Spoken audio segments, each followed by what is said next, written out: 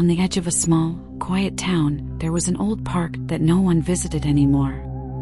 The swings creaked in the wind, the slide was rusty, and the merry-go-round barely spun. But the strangest thing about the park was the empty swing.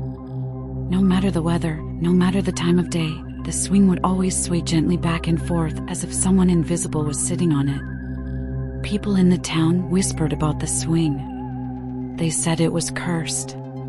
Some claimed they'd seen a shadowy figure sitting on it at night, while others swore they heard laughter, the kind that sent chills down your spine.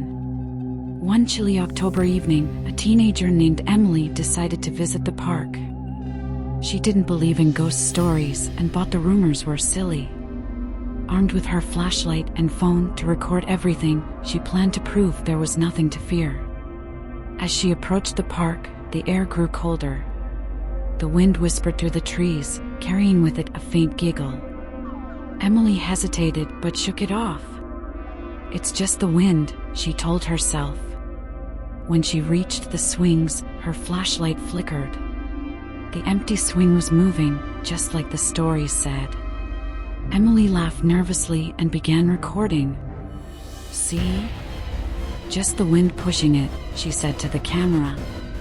But then, the swing stopped. Completely still. Emily froze. She felt the hair on the back of her neck stand up. Slowly, the swing began to move again, but this time it was different.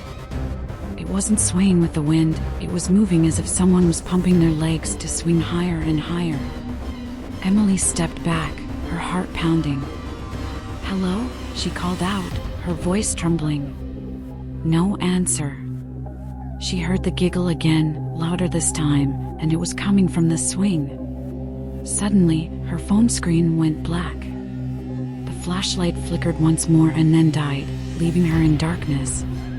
Panic set in as she fumbled to turn it back on. When the light finally returned, she gasped.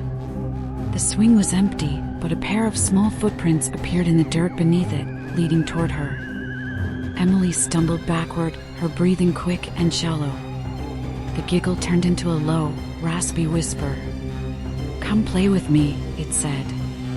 She turned to run, but her feet wouldn't move. It felt as if invisible hands were holding her in place. The swing creaked louder and louder, and then, out of nowhere, she felt a cold, bony hand grab her arm.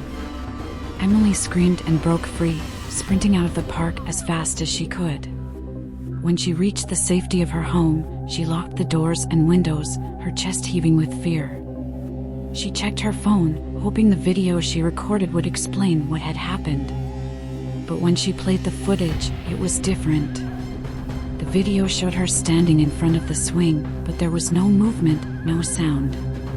Just Emily, staring at an empty swing, talking to no one. From that night on, Emily never went near the park again. But sometimes, late at night, she could hear the faint creak of a swing and the sound of distant laughter outside her window.